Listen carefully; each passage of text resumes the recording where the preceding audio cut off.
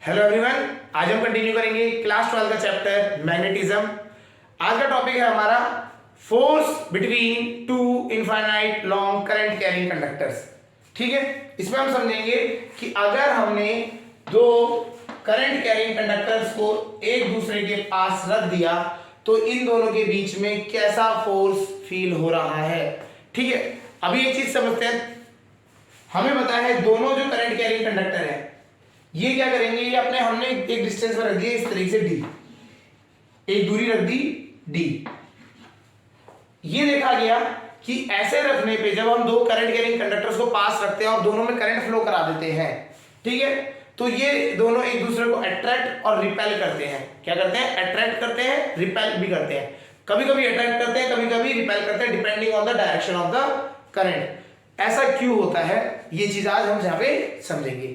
चलिए स्टार्ट करते हैं आज का lecture on force between two parallel current carrying conductors. ठीक है, तो हमें इनके पीछे फोर्स समझना है। चलिए स्टार्ट करते हैं। हमने एक मान लिया एक वायर है, यहाँ पे ये इनफाइनाइट वायर ही मान लिया, ये करंट कैरी कर रहा है I1, ये I1 करंट कैरी कर रहा है। ठीक है, एक दूसरा वायर हमने रखा d डिस्टेंस की दूरी पे, d डिस्टेंस की दूरी पे, और इस पे भी करंट फ्लो कर रहा है I2, इस पे भी करंट कितना फ्लो कर रहा है I2। चलिए केस 1 रखते हैं। हम पहले हम बात करेंगे केस 1। केस 1 है क्या? When current flow in same direction, when current flow in same direction, एक ही डायरेक्शन में फ्लो करता है। When current flow in same direction, जो करंट है वो एक ही डायरेक्शन में फ्लो करता है, तब हम बात करते हैं। दोनों एक ही डायरेक्शन में कर रहे हैं, या तो दोनों ऊपर करेंगे या दोनों नीचे करेंगे, तब की बात हम यहां समझ रहे हैं। ठीक है, हमने मान लिया कि एक दोनों करंट कैरिंग वायर है, इनके बीच में डिस्टेंस है d। अब इस पे देखते हैं क्या होता है।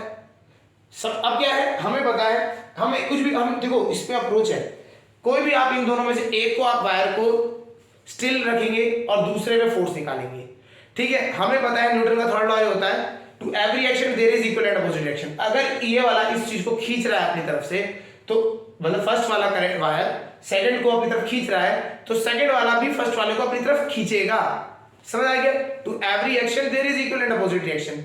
सिमिलरली अगर ये इसको रिपेल कर रहा है तो ये उसको भी रिपेल करेगा। To every action there is equal and opposite reaction, ये हमें पता है। तो हम क्या करते हैं, हम मान लेते हैं कि भैया ऐसा है, ये जो वायर है ये करंट क्रिएट कर रहा है आपका, ये जो करंट जो जा रहा है इसकी वजह से क्या हो रहा है, मैग्नेटिक फील्ड क्रिएट हो रही है। क्या हो रही है? Magnetic field. कैसे?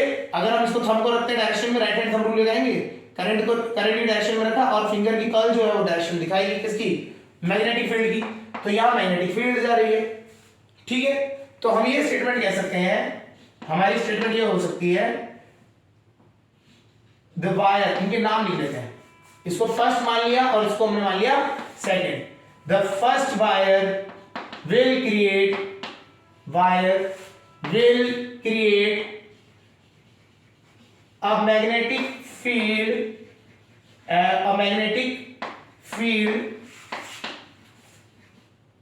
of कितनी मैग्नेटिक फील्ड बनाएगा? d पे। अगर हम डिस्टेंस d पे देखें तो कितनी फील्ड बनाता है, इसके लिए हमने क्या डिराइव किया था? बायो-सावर्ट लॉ से हमने जब डिराइव किया था, या फिर हम कह सकते हैं एम्पेयर-सर्किल लॉ से जब हमने डिराइव किया था, फॉर इनफाइनाइट लॉन्ग वायर कितना आता था? Mu naught upon 2 pi d और इनटू i। ये होता था, नहीं होता था? ये I1 करंट है तो I1 कितना देगा? तो हमारे को हमने निकाला भी था कि अगर आप एक current infinite long current carrying wire रखते हैं तो वो क्या करेगा, अगर d डिस्टेंस में हम बात करें तो कितनी मैग्नेटिक फील्ड बनाएगा? That will be mu naught I1 upon 2 pi d। ये हमें पता है। तो हमें क्या है, हमें पता है कि इसने कितनी मैग्नेटिक फील्ड बनाई, यहां पे इतनी बनाई।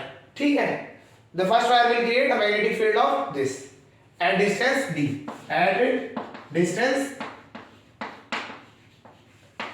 d, d डिस्टेंस में इतनी बनाएगा। क्लियर है? ये d डिस्टेंस में इतनी बनाएगा। ठीक है, अब आप देखिए, ध्यान से देखिए, ये जो वायर है, अब ये वायर किसमें पड़ा है? मैग्नेटिक फील्ड में पड़ा है और उसमें करंट फ्लो कर रहा है। है ना। और अभी हमने एक और चीज पढ़ी है कि अगर हम एक करंट कैरिंग कंडक्टर को मैग्नेटिक फील्ड में रखते हैं तो उसमें क्या होता है, उस पे एक फोर्स इफेक्ट क्रिएट हो जाता है जिसे हम कहते हैं मैग्नेटिक फोर्स, ठीक है। और उसको निकालने के लिए हम क्या करते हैं, Fleming's left hand rule use करते हैं और उसका मैग्नीट्यूड क्या होता है, ठीक है, तो उसको समझते हैं। तो फोर्स, इसके लिए हम क्या बात करेंगे, फोर्स एक्सपीरियंस्ड बाय कंडक्टर, या वायर लिख देते हैं, वायर सेकेंड, कितना हो जाएगा, फोर्स इज इक्वल टू आई तो देखिए आई होता है, ठीक है ना। लेंथ हम मान लेते हैं, सपोज करिए एलिमेंट्री लेंथ मान लेते हैं एल लेंथ, छोटी सी एक एलिमेंट लेंथ मान लेते हैं एल, है ना, by wire L second on length L, हम मान लेते हैं लेंथ एल के लिए, लेंथ एल, तो लेंथ एल के लिए फोर्स कितना हो जाएगा, एफ इज इक्वल टू आई मतलब जितना करंट इसमें चल रहा है इनटू एल, जितनी सी लंबाई हमने मानी एल लेंथ के लिए, इनटू मैग्नेटिक फील्ड जो इस पे लग रही है बी, इनटू मैग्नेटिक फील्ड जो इस पे लग रही है। क्लियर हो गया, तो ये हमें यहां से ये हमें पता लग गया। तो फोर्स कितना लग रहा है, आई एल बी, है ना, आई यहाँ पे आई टू हो गया, एल मतलब इसकी लेंथ होगी और बी हमारा मैग्नेटिक फील्ड हो गया। ये मैग्नेटिक फील्ड कहां से आई है, इससे आई है, तो इसे हम इक्वेशन नंबर 1 मान लेते हैं, इसे नंबर मान लेते हैं 2, है ना, इक्वेशन 1 और equation 2।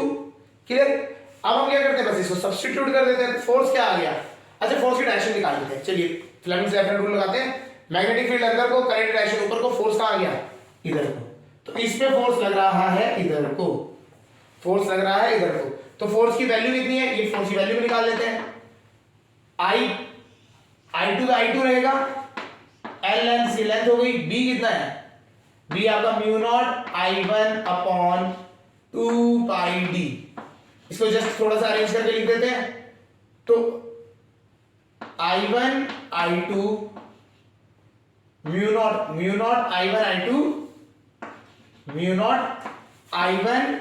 I2 into L upon 2 pi D, ये फोर्स हो गया। तो इस वायर पे फोर्स कितना लगा है, एक एल लेंथ पे इतना लगा है, तो हम इसको एफ अपॉन एल कर देते हैं, फोर्स पर यूनिट लेंथ, तो फोर्स पर यूनिट लेंथ हो गया mu naught I1 I2 upon 2 pi D, तो ये इसका फॉर्मूला हो गया। तो force per unit length experienced by wire 2 is mu naught I1 I2 upon 2 pi D, तो इसको कितना फोर्स फील हो रहा है पर unit length, mu naught I1 I2 upon 2 pi D लग रहा है। तो फोर्स अब देखिए, अगर ये इस पे इतना फोर्स लगा रहा है तो ये वाला वायर भी तो इस पे फोर्स लगा रहा होगा, सेम है ना, एफ सेम फोर्स लगा रहा होगा, तो दोनों ही एफ फोर्स लगा रहे हैं, तो ऐसे में हम क्या कहते हैं, ये दोनों एक दूसरे को क्या करेंगे, अट्रैक्ट करेंगे, क्या करेंगे, अट्रैक्ट करेंगे, समझ आ गया। तो अगर दो current carrying wire same direction में करंट लेके जा रहे हैं तो ये दोनों एक दूसरे को अट्रैक्ट करेंगे with a force per unit length equal to mu naught I1 I2 upon 2 pi D, तो ये होता है force of attraction between two current carrying wires flowing in the same direction, ठीक है, current flowing in the same direction. Clear हो गया, नहीं हो गया, तो ये समझ आ गया होगा, यहां समझ आ गया, चलिए ठीक है। चलिए अब हम बात करते हैं केस 2 के लिए।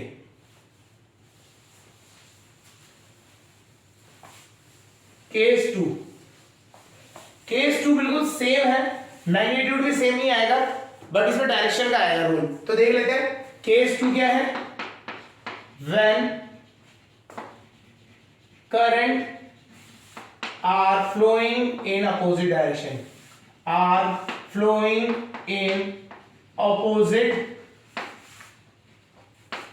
डायरेक्शन, दोनों एक दूसरे के अपोजिट डायरेक्शन में फ्लो कर रहे हैं, ठीक है। चलिए इस वाले में करंट ऊपर को जा रहा है I1 और इस वाले में नीचे को आ रहा है I2, ठीक है। चलिए अब कोई हमारे को अब तो कंसेप्ट पता ही है क्या करना है। अब हमने यहां से ऐसे आपने थंब रूल लगाया, आपने थंब रूल लगा के इसमें से आपने इसकी डायरेक्शन निकाली मैग्नेटिक फील्ड की, ठीक है, मैग्नेटिक फील्ड की डायरेक्शन निकालिए तो बी आ जाएगा, मैग्नीट्यूड हमें पता है म्यू नॉट I1 अपॉन 2 पाई, इन दोनों के बीच में डिस्टेंस है d, है ना, डी है तो डी हो गया, ये हमारा मैग्नेटिक फील्ड आ गया, और इसकी डायरेक्शन क्या है, अंदर को है। ठीक है, अब इसके लिए फोर्स देखते हैं, फोर्स की डायरेक्शन क्या होगी, Fleming's left hand rule, magnetic field अंदर को, करंट की डायरेक्शन इधर को, तो फोर्स कहाँ है, बाहर को। आप देखें, ठीक है, फोर्स कहाँ को हो गया, बाहर को। तो अगर इसमें फोर्स बाहर को लग रहा है तो सिमिलरली ये भी क्या फोर्स लगाएगा, बाहर को ही लगाएगा। तो ये दोनों एक दूसरे को क्या करेंगे, रिपेल करेंगे। क्या करेंगे, रिपेल करेंगे। तो आपको ध्यान देना है इसमें, ऐसे केस में जब आपका वायर में जो करंट से दो वायर जो पड़े हैं उनमें करंट अपोजिट डायरेक्शन में जा रहे हैं, तो ये एक दूसरे को क्या करेंगे, रिपेल करेंगे। क्लियर, ठीक है। चलिए इसका मैग्नीट्यूड निकाल लेते हैं। फोर्स का मैग्नीट्यूड आई एल भी होता है, आई तो वही है I2, एल लेंथ हम ले लेते हैं, एक एलिमेंट्री लेंथ मान लेते हैं हम कि एल लेंथ पे हम बात कर रहे हैं, ज्यादा नहीं, पूरी लंबाई की बात नहीं कर रहे हैं, एल लेंथ पे बात कर रहे हैं। तो I2b के साथ मल्टीप्लाई कर देंगे, तो F इक्वल टू आई, ये सब कुछ रख देते हैं, b की वैल्यू रख देते हैं mu naught I1 upon 2 pi d। L length से डिवाइड करेंगे तो फोर्स पर यूनिट लेंथ वही आ गया जो हमने पहले निकाला था, that was mu naught I1 I2 upon 2 pi d। तो ये आपका क्या है, फोर्स पर यूनिट लेंथ की वैल्यू है, और ये एक दूसरे को क्या करेंगे, रिपेल करेंगे। तो कभी भी दो करंट कैरिंग वायर्स आप रखेंगे एट अ डिस्टेंस d, तो उनको दोनों फोर्स पर यूनिट लेंथ क्या हो जाएगा, is equal to mu naught I1 I2 upon 2 pi d। इस तरह फोर्स से एक दूसरे को अट्रैक्ट करेंगे या रिपेल करेंगे। अगर सेम डायरेक्शन है तो अट्रैक्ट करेंगे और अपोजिट डायरेक्शन है तो रिपेल करेंगे। समझ आ गया, ठीक है, क्लियर है जी जी।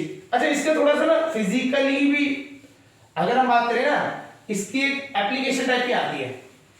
आप अपने घर में कभी भी वायरिंग आप करवाते हैं, जैसे आप ना कराते हैं, तो एक जनरली पाइप बिछता है, पहले पीवीसी का पाइप जाता है, फिर इसके अंदर वायर की अलग अलग स्ट्रेंड्स जाती है। अगर आप ध्यान से, अगर इंस्टॉलेशन के टाइम पे अगर आप बात करेंगे तो इस तरीके से जाती है। तो होता क्या है, ये जो एक पीवीसी पाइप होता है इसकी एक लिमिट होती है कि उसमें इतने ही अमाउंट के पाइप या इतने डायमीटर के इतने पाइप जा सकते हैं, जैसे है ना, आपके कितने mm के वायर है ना, तो उसके हिसाब से करंट के हिसाब से आपको फिक्स होता है कि इतने वायर जा सकते हैं। ऐसा क्यों होता है समझिए, अगर आपको इसमें बोला गया कि इसमें आप 3 या 4 वायर ही भर सकते हैं, जैसे एक पाइप है हमारे पास, एज्यूम करते हैं, हमने बोला इसमें 3 ही भर सकते हैं, लेकिन आप जानबूझ के ज्यादा कर दीजिएगा, कर दिया। अब इसमें सब में करंट एक साइड को जा रहा है, तो ये वैसे ही क्लोजली पैक हो जाएंगे। क्लोजली पैक होने के बाद ये मैग्नेटिक फील्ड की वजह से अट्रैक्शन फोर्स भी फील करेंगे। तो ये अट्रैक्शन फोर्स होने की वजह से इनके ऊपर जो इनकी जो, अगर आप देखेंगे वायर जो होता है इसके ऊपर होती है पीवीसी कोटिंग। तो अगर ये दो वायर हैं, बिल्कुल आपने बिल्कुल पास पास रख दिए, ठीक है, बना लेते हैं, ये वायर है, उसके साथ वाली कोटिंग है उसकी, और यहां पे ये वायर है, इसके साथ उसकी कोटिंग है, ठीक है, तो बीच में कोटिंग है। अब ये क्या हो रहा है, ये वायर इसको अट्रैक्ट कर रहा है, ये वायर इसको अट्रैक्ट कर रहा है, दोनों का फोर्स इसमें जा, दोनों में करंट फ्लो कर रहा है एक डायरेक्शन में, तो अट्रैक्ट कर रहा है। तो ये जो पीवीसी कोटिंग है ये कंप्रेशन में आ जाती है और इसकी जो थिकनेस है वो कम हो जाती है, और यही रिजल्ट कर जाती है कभी कभी शॉर्टिंग करके आग लगने में। समझ आ गया। तो इसीलिए क्या होता है, आपके जब भी करंट कैरिंग वायर्स को एक ही डायरेक्शन में रखते हैं तो जनरली इतने ज्यादा एक साथ बल्क में नहीं होने चाहिए, ठीक है। जो आपकी स्ट्रेंड्स है ये क्या होना चाहिए, एक तो इंसुलेशन होना चाहिए प्लस बल्क में नहीं होनी चाहिए, क्लियर, अवॉइड करना चाहिए ऐसे में, ठीक है। चलिए, ये इस तरीके से हमारे क्या है, आपके दो करंट कैरिंग वायर के बीच में कितना फोर्स लगता है पर यूनिट लेंथ वो हमें निकाल के दे दिया।